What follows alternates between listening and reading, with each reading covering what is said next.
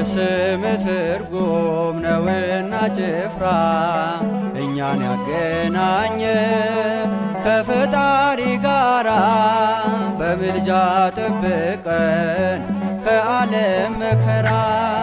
አቡነ ሐራ አቡነ ሐራ የስም ትርጉም ነውና ጭፍራ እኛን ያገናኘ ከፈጣሪ ጋራ በምልጃ ጠብቀን ከዓለም መከራ።